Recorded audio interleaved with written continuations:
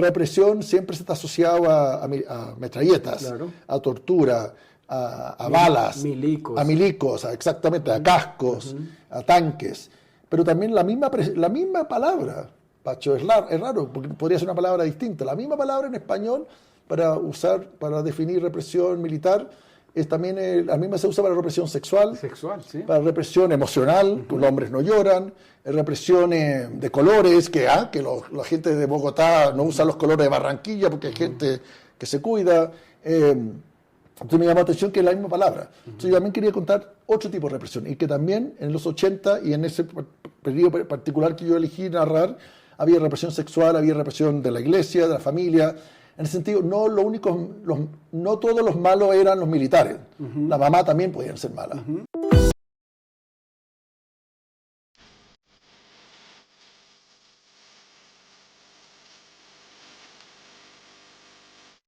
Hola a todos y todas, bienvenidos a Casa Macondo y gracias por estar aquí en la sala de Casa Macondo con escritores, periodistas, literatos y demás. Hoy tenemos la producción de Ricardo Mendivil y de José Pozo y tenemos a uno de los escritores más prolíficos de Chile, que es Alberto Fuguet. Muchas gracias, Alberto, por estar en la casa.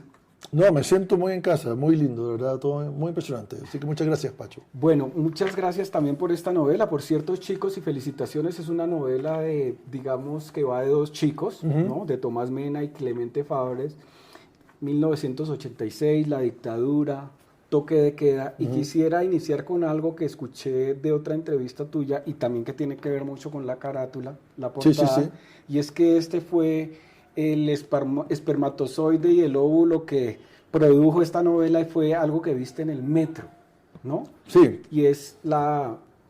O sea, no es exactamente todo, pero fue un momento importante. Sí, pues eso fue lo que destapó un poco. Sí, yo creo que los libros tienen que destaparse, Ajá. porque los libros están adentro, pero sí. Y Ahora, dicho eso, no es que me fui a la casa a escribir la novela, pero tenía guardada esa foto. te quedaste con esa imagen, con esa escena. Sí, con esa escena. Me pareció que era una escena. A mí me pareció que era una escena más que una imagen. Era una imagen, pero también era una escena. Claro. No todas las imágenes son escenas, sí. Yo quisiera preguntarte si esto también es una autoficción o no. ¿Qué llamas tu autoficción? Cuando hay mucho de parte de la vida de uno en una novela. Bueno, el problema es que ese término se ha usado mucho, se ha usado mal, quizás también se ha agotado. Yo diría que no, porque quizás libros más como no ficción o incluso missing podrían haber coqueteado más con lo que es autoficción. También me pasó que empecé a aburrir los libros de autoficción. Me parecía que no basta con que tú me cuentes una historia y me digas que es verdad para que me conquistes. Yo no soy un chico tan fácil. No, lo que sí yo creo que es personal. Personal, sí. Y eso no es como lo mismo. O sea, incluso yo estoy seguro que podríamos ir después a la corte. Debería haber una corte suprema de literatura. Y yo podría decir que muchos libros de autoficción son falsos. O son verdad, pero no importa. Porque realmente el escritor no está del todo comprometido. Yo diría que en este libro hay mucha mentira, hay mucha ficción, y bienvenido que sea, pero está viviendo de cosas personales, de aguas profundas, secretas y no tan secretas mías, y eso es lo que lo hace que parece que la gente le crea. Entonces la posibilidad de poder mentir en este libro, sobre todo al dividirme yo en dos, por así decirlo, más allá de que hay uno que está inspirado en alguien, pero básicamente los dos personajes tienen cosas mías, o cosas de que yo conozco, mejor dicho, he vivido, que es lo que importa, ¿qué importa lo que tengo yo adentro? Me liberó bastante, porque no estoy tan solo preocupado de mí. Claro. Alguien que me vio leyéndolo llegó y dijo, wow, qué libro tan gordo.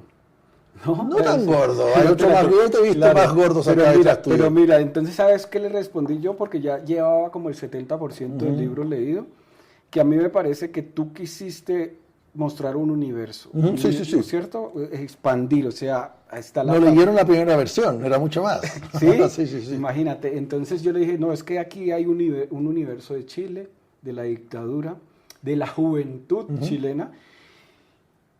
No, muchas gracias, me siento muy en casa ahora. Claro, y de la familia, mucho Sí. de las familias chilenas y de las diferentes familias. Te iba a preguntar, ¿tu familia era muy progre o muy facha?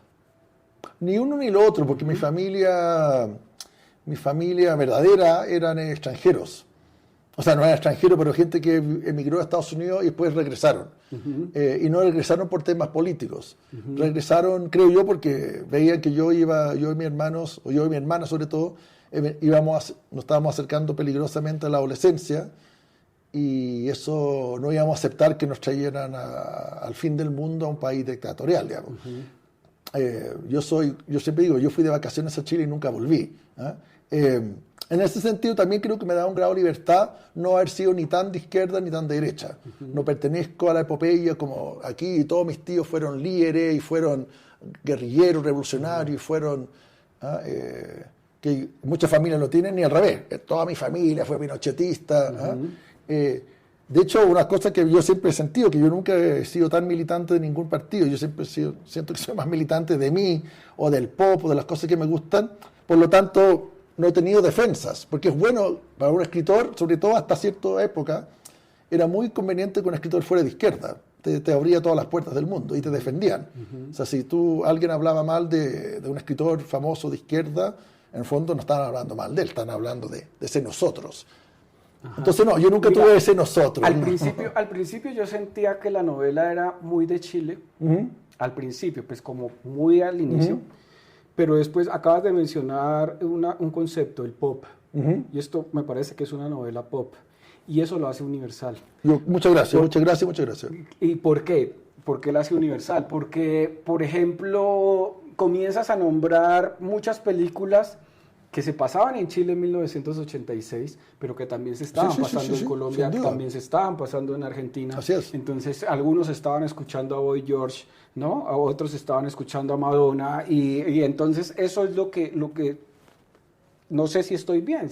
Estás absolutamente bien, y además creo que eso sucede en la vida real también, no en la vida literaria. Si yo te conozco a ti y me presentan y no nos conocemos, eventualmente vamos a estar hablando de cosas que tenemos en común, y lo que tenemos en común probablemente surge por el pop, ¿no? Hoy podríamos hablar de series de televisión, de Game of Thrones, lo que sea. Me parece que siempre Sudamérica ha sido extremadamente pop, y siempre América Latina ha estado sospechosamente fascinado con los medios de comunicación, desde que existieron. La cantidad de diarios que hubo en este país, ¿no? En cada pueblo tenía 3 o 4 diarios, cada ciudad. Cómo la radio aquí en América Latina penetró y la gente se volvió loca con la radio. A mí me parece que, bueno, para mí el autor mío clásico más importante es Manuel Puig. Entonces yo vengo de ahí. Y me parece que Puig entendió que uno podía ser pop y latinoamericano, que uno podía ser alienado y también local.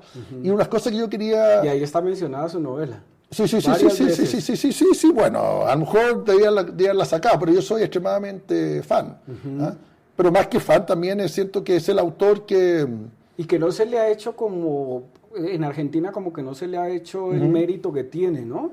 Claro, porque no ganó el boom o sea, es como supuestamente no del boom, no ha ganado Nobel. Dicho eso, me parece que él sabe que ganó. No hace falta que le hagan homenaje, o sea... está en todas partes, hay comedias musicales, El beso de Mujer Araña, pero sobre todo realmente tiene discípulos. Y creo que tiene discípulos que no se nota. Porque es re fácil decir, mira, este chico Borges es su padre, pero realmente este chico es atroz. Claro. Este chico admira mucho a Cortázar, sí, se nota. ¿Y para qué decir García Márquez?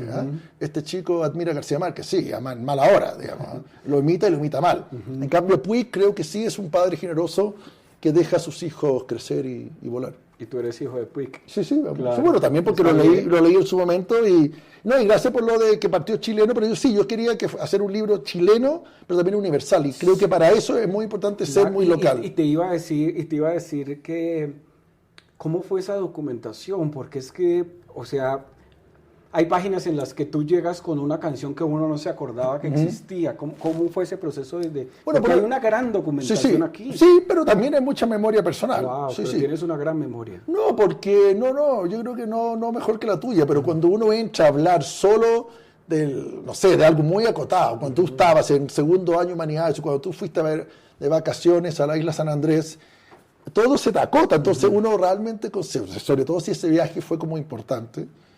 En mi caso, el haber estado en la universidad fue algo importante. Y como yo tenía una deuda con la universidad, Yo quería escribir una novela universitaria. Claro. Pero antes, algo que se me fue, que gracias por lo de que partió chileno, pero yo quiero que sea universal. Y, sí. Claro. Y eso yo lo aprendí leyendo a los americanos. Los americanos no le tienen miedo a la calle 42, a la calle 54, o sea, si uno lee a John Didion o a Tom Wolfe incluso, son extremadamente americanos y te cuentan cosas que uno no sabe y no entiende, pero eventualmente uno entra en ese mundo.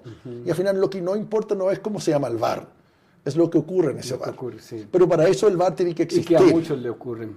Exacto. Pero un ejemplo, lado B. La OE, exactamente. Sí. Para contextualizar. Pues si yo hubiera dicho una disquería muy linda que quedaba bajo un olmo, a la larga, a la larga tú no podrías nombrarla. Yo creo que las cosas tienen que tener nombre.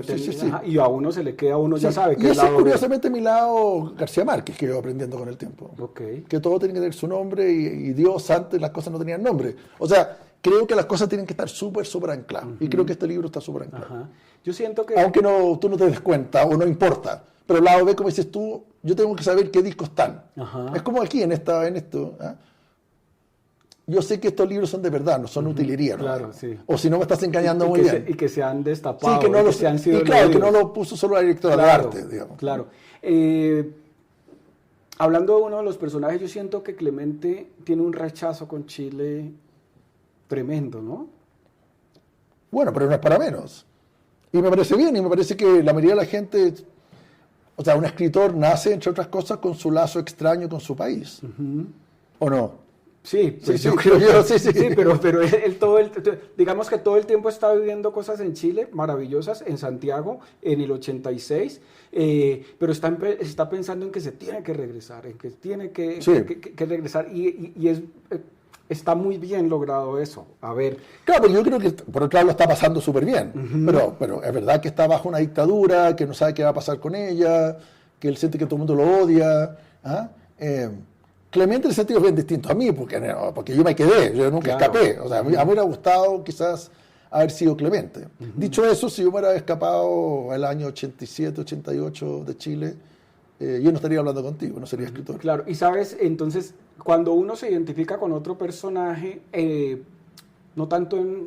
Bueno, hay ciertas identificaciones en lo que hace, en lo que dice, en lo que viste, en lo que quiere. Más o menos yo creo que el personaje que hace universal a esta novela es Tomás, porque Tomás se está descubriendo. Está descubriendo el sexo, ¿no? Está descubriendo el cine, está descubriendo la música, también está descubriendo un país en dictadura, ¿no?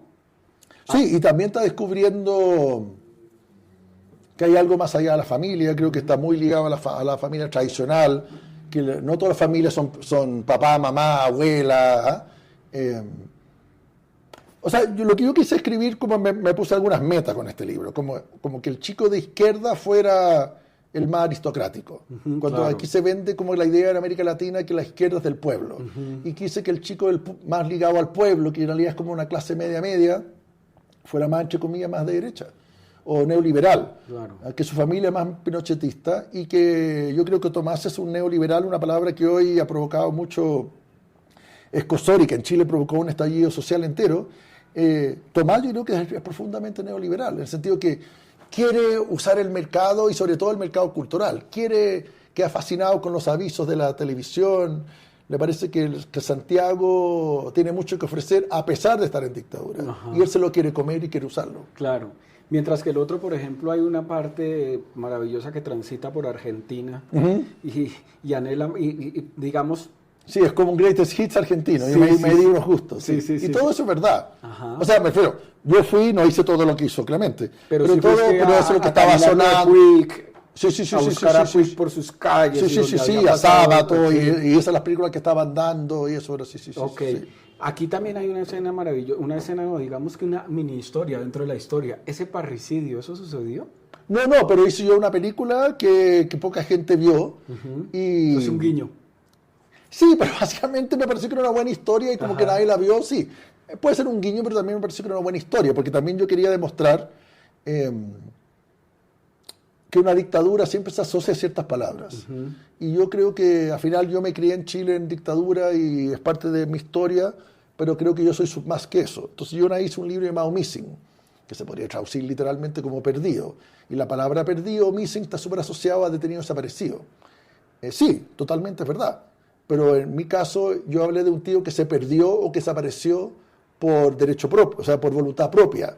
Entonces, eso a mí me gusta jugar con las palabras, con los significados. Acá, en este caso, en Cola de Mono, la película, y en el capítulo, y en la novela en general, los papás pueden ser malos, los vecinos pueden ser malos, los colegios pueden ser malos. Aquí la mamá es mala. Claro, sí. No digo que todas las mamás son malas, digo. Hay un objeto dentro del libro que transcurre todo el libro, va pasando todo el libro, que es el fanzine, ¿ya? Y cuando yo leía eso y al saber un poco, tener un contexto de lo que ha sido su carrera, ese fanzine a mí se me vino a la cabeza Andrés Caicedo, ¿no? Porque fue el promotor de los fanzines en Cali. ¿Hay algo de esa vida de Caicedo que usted investigó tanto dentro, digamos, por ejemplo, solo el fanzine? ¿Hay algunos recuerdos, hay algo de él ahí en esta novela? ¿O no? ¿O nunca cuando estabas escribiendo pensaste en este tipo? Yo creo que nunca lo había pensado. Pero, dicho eso, aquí estando en Bogotá, en Colombia, sí. Porque me doy cuenta que una de las cosas locas que siento yo que tiene Caicedo, y uno de los motivos por el cual yo creo que se suicidó, es porque él sentía que no había un lugar para él en Colombia y no había lugar en él en el mundo. Y él, todo lo que él hacía era considerado al menos estrambótico e inútil. Fanzines, hacer cine club, amar los westerns, creer en la música rock, pero también en la música que era mirada un poco, ¿no? De las clases bajas. Caicedo soñaba con Hollywood y no con Barcelona, y menos con París. Entonces, en ese sentido, Caicedo tiene algo de estos dos, digamos. Claro. Y también he estado leyendo el libro, lo perdí, a ver si tengo tiempo y lo encuentro.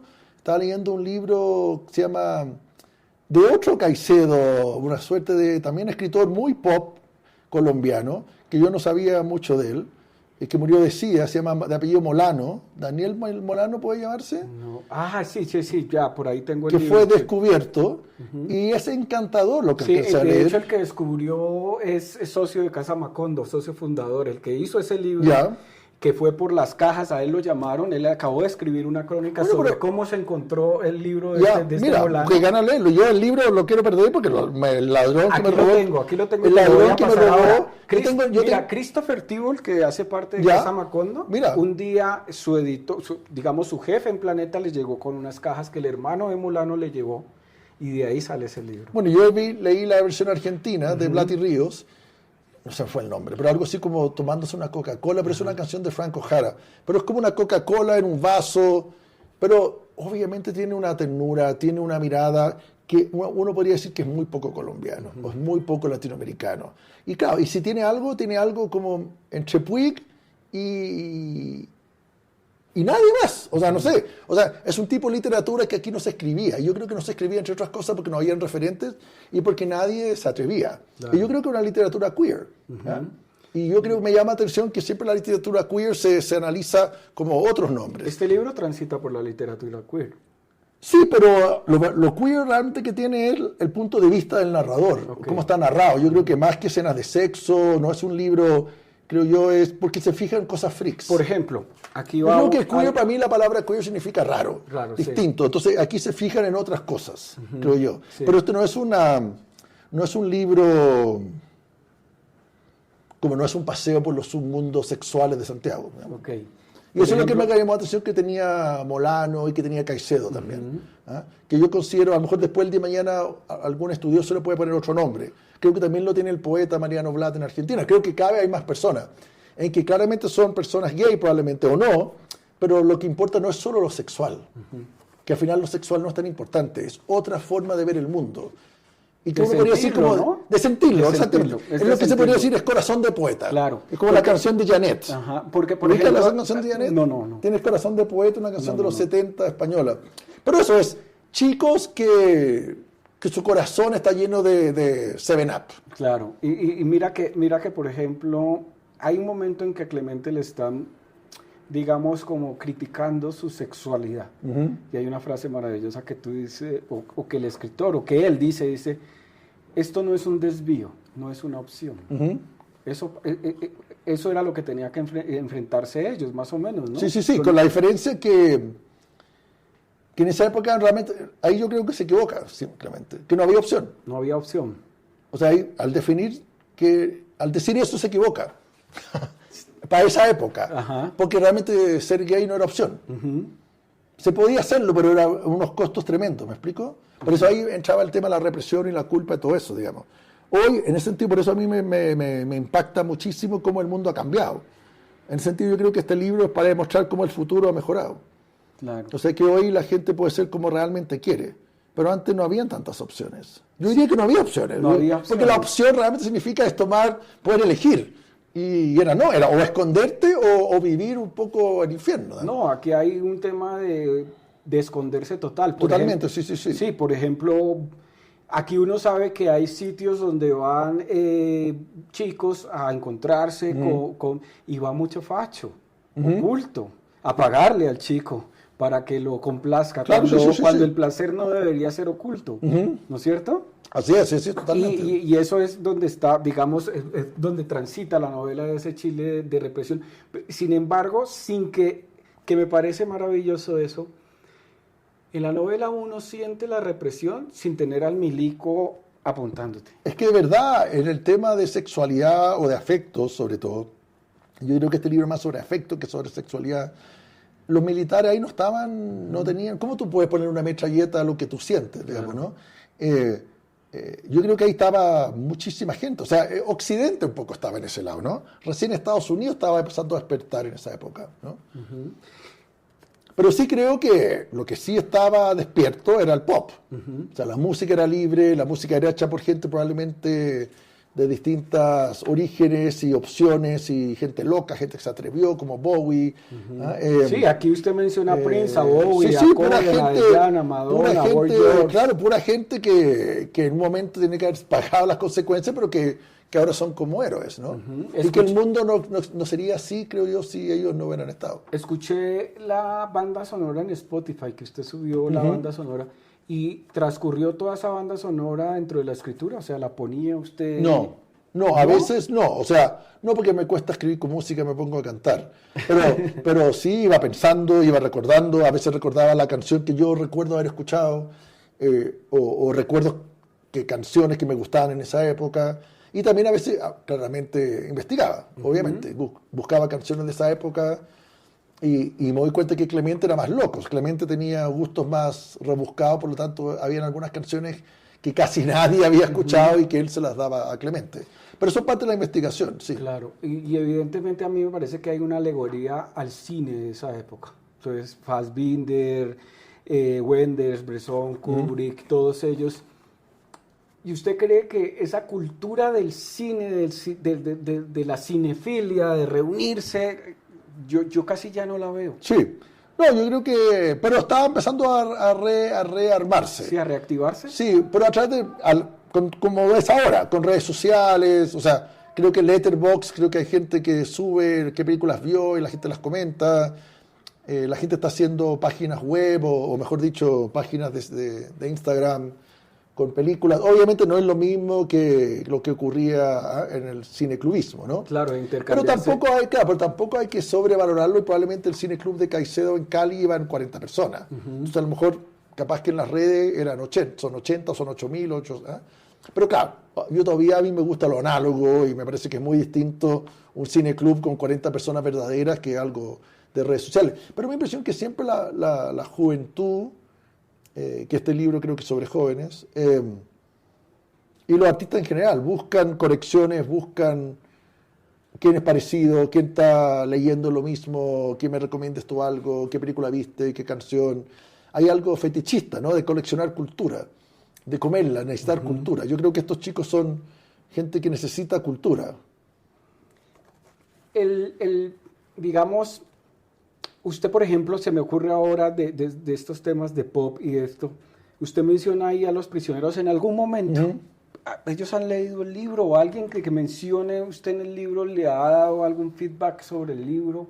No, ellos no. Bueno, yo creo que Jorge González no está leyendo y no sé si es muy fan mío, además. Pero lo que sí yo quería poner de Los Prisioneros, sobre todo esa parte que yo puse, que era para reírme un poco de la prensa también. Que la prensa, efectivamente, eso lo investigué y lo encontré por casualidad, yo creo. encontré este artículo en los periódicos de que hubo un recital, incluyendo Los Prisioneros, que era su debut, y que fue, según el diario, algo inútil, algo fue que no tenía ninguna importancia en el mundo, que fracasó, según ellos, y que además lo que deja entrever que nunca va a haber pop en Chile y que Los Prisioneros y esas otras bandas nunca van a trascender, que es algo como realmente una especie de fetiche juvenil, algo así. Y eso me parece divertido, porque realmente, o triste. O sea, Los Prisioneros sí trascendieron y fue algo más que un concierto en el verano. Claro. Y yo siento que ahí la prensa, en general, en el caso de los libros, los críticos literarios, tienen que ser capaces de ver más adelante que el presente. O sea, si el día de mañana hay unos chicos, unos pelados, como dicen ustedes, que van a tocar, a lo mejor sí van a ser unos chicos tontos que no sirven para nada y que no van a tener ninguna importancia, pero a lo mejor son la nueva banda del mundo. Claro. Y yo creo que eso el periodista tiene que estar atento. No desechar todo porque es nuevo, no desechar todo porque pueda ser joven, no desechar todo porque no sé de dónde vienen. Yo no siento que en su novela usted haya pensado en que iba a ser una novela para un público juvenil. No, yo cierto que no, pero siento que ellos son los que la están leyendo. Lo están leyendo porque además hoy la gente mayor lee menos también. Sí. Yo no tengo muy claro para quién era, Pacho. Era para gente que parecía a mí, pero claro, ellos no leen. Lo que sí no quería hacer era un libro para mi generación. No es un libro que solo quiere conversar con la gente que tiene mi edad, para nada. Así que supongo, sin querer, era para los que creen en el futuro. Claro. Yo siempre va a haber gente que cree en el futuro. O sea, cuando yo digo los que creen en el futuro, no es que estén obsesionados con autos que vuelen, sino los que son capaces de ver más allá de sus metros cuadrados, los que tienen curiosidad, digamos. Claro, y también es una novela muy política. Ha recibido algunas críticas sobre... No, o sea, lo que sí, yo creo que sí estoy, por lo menos en Chile bueno, en Perú me hablaron cosas fascinantes de cómo ellos ven como el mundo universitario, les recordaba a ellos como la intolerancia del Sendero Luminoso, que el Sendero Luminoso también quería ser un nuevo país, pero también con estas reglas, con este tipo de ropa, con este tipo de música. Y aquí también me están contando mucho que muchos de los periodistas me dicen, hasta hace poco uno no podía ser así, uno no podía ser así. Lo que yo creo que mi mayor felicidad, por así decirlo, con Chile es que se está hablando de un tema nuevo, que no solo era todo blanco y negro, y que no solo habían buenos y no solo habían malos, y que los buenos quizás cometieron mucha injusticia y los malos a lo mejor eran malos, pero sin querer no se daban cuenta. O sea, una cosa que me llama la atención que la dictadura de Pinochet era tan severa en muchas cosas y no era severa en música. No le importaba. Básicamente, o con cine, o con tele, o con ropa. Básicamente, y por ahí se estaba dando la revolución. Bueno, eso es lo que pienso yo. Si yo hubiera trabajado para Pinochet, hubiera dicho, general, prohibamos todos los libros de anagrama, prohibamos todas las películas de Steven Spielberg, porque prohibamos MTV. Sí, sin duda, claro. Desde luego. En cambio, no estar preocupado solo de los libros de algunos escritores de izquierda, digamos. Claro. Siempre me gusta terminar y me gusta terminar porque la gente me ha dicho, oiga, pregunte eso, que eso está muy chévere, y es sobre el oficio del escritor. Se pone metas yo siento que en este libro hay algo de disciplina, hay mucha disciplina, porque no se corta la voz. O sea, uno siente cuando un escritor paró de escribir 2 o 3 meses. A mí me pasa que sé cuando, pero aquí hay como un trabajo lineal. ¿En cuánto tiempo lo hizo? Y si se pone metas. Supongo que primero terminarlo, ¿no? Creo que la meta... No, yo creo que esa meta no es tan importante. Es que se parezca el libro final a lo que uno tenía pensado. Pero tienes un método de escritura, es decir, me levanto a las 9 de la mañana, como así, a ver, nosotros somos fans de García Márquez, y García Tú Márquez... eres más fans que yo. Claro, y se escribía... pero yo me he vuelto volviendo más fans con el tiempo. Sí, se sentaba él a las 9 de la mañana y a las 3 de la tarde terminaba de escribir. Sí. ¿Tú tienes ese tipo de...? O sea, si estoy en un libro, sí. Hoy me he dedicado solo a hablar del libro. Sí, no, escribiendo este libro, O sea, si yo estoy dentro de un libro, sí. Si estoy fuera de un libro, no. ¿a qué horas escribes? No, para mí un libro es parecido a rodar una película. O sea, yo no voy a estar gastando material y rodando luces y teniendo actores en la calle si yo no sé lo que voy a contar. Ok. O sea, yo siento que yo no puedo tener esa tortura. Pero una vez que yo siento que yo más o menos intuyo de qué va el libro, empiezo a escribir. Y ahí escribo, no hay otra cosa. Un poco lo que me contabas tú con este libro. Sí. O sea, que a veces pueden ser, obviamente lo más importante es la mañana, pero en mi caso a veces pueden ser todo el día y no parar. Y en mi caso yo me gusta viajar, me gusta irme a lugares aislados. Me gusta ir este libro se escribió harto en el desierto de Arizona, por ejemplo. Wow. Con calor, donde nadie me conocía, donde yo podía escribir en café y nadie me miraba. Se vuelve una cosa como épica, como hay que... Básicamente es una lucha libre. ¿Quién gana? Sí. ¿El libro o yo? ¿Y escribes a mano o escribes en computador? Computador. En computador. ¿Y eres capaz de Pero tengo muchos apuntes y libros. ¿Y eres capaz de escribir en bares y en sitios abiertos? Bueno, bares no, pero cafés ¿Sí? y bibliotecas y supongo y las cosas parecidas, lobbies de hoteles, aeropuertos, sí. Ajá. Lo que no soy muy bueno es que necesito saber que el tiempo es mío. O sea, si después como que tengo dentista en una hora más, me cuesta escribir la hora antes porque sé que voy a tener que dejar las cosas, sí.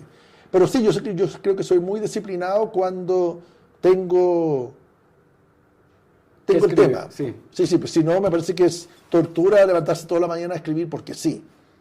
Creo que ahí uno empieza a inventar nomás cualquier cosa. Yo no soy la idea del escritor que tenga que inventar historias. Sí, porque no tiene norte. Exacto, yo creo que uno tiene que hacerse cargo de la obsesión y este libro se volvió una obsesión. Y muchas gracias por lo de la voz. Y se nota. Ya me dicen que tenemos que terminar por el tiempo. Muchas gracias a la producción de Ricardo Mendivil y de José Pozo, quienes nos ayudan aquí los chicos. Muchas gracias. Ciertos chicos. Muchos chicos. Que nos ayudan. Y con micrófono y audífonos. A todos invitados a Ahora, yo creo que existe de verdad que otro nombre, que no es exactamente igual, pero existe una cultura masculina que yo llamo nerd también. O sea, más allá de la orientación sexual, existe, y a los héteros que juegan fútbol les parece la atención, estos hombres que les gusta ya sea los libros, la mecánica, por así decirlo, la radio, los sonidos, o sea, todas las carreras humanistas, digamos, ¿no? Existe una cultura que llamo un poco, estos también son un poco negros, o sea, que se fascinan con lo intangible un poco, ¿no? Y que son capaces de sentir, ¿ya? Y obsesionarse con cosas raras. Ahora mismo yo creo que una de las cosas que probablemente haría... No me queda ninguna duda que Clemente y Tomás hoy no tendrían un fanzine, tendrían un podcast. Tendrían un podcast y además tendrían un TikTok con muchos seguidores. Probablemente jugarían algo que yo nunca he jugado en mi vida, pero me han contado que parece que vale la pena. A lo mejor jugarían gamers, ¿cachai? Con gente de otras partes. Claro, y estarían en Twitch y todas estas redes sociales. Pero pues, entre otras cosas, no porque está de moda, sino porque es una forma de conectar con otros y armar comunidad. Al final de eso se trata siempre. Acá hay una novela de sentir y de conectar. Sí. Muchas gracias, Alberto, a ti, Pacho, encantado, por esta novela y mira lo rápido que se nos pasó el tiempo en esta conversación maravillosa. Espero que te haya respondido, no sé. No, todo, completo. A todos... a leer esta novela de Alberto Fuguet, Ciertos chicos, que la edita Tusquets. Muchas gracias.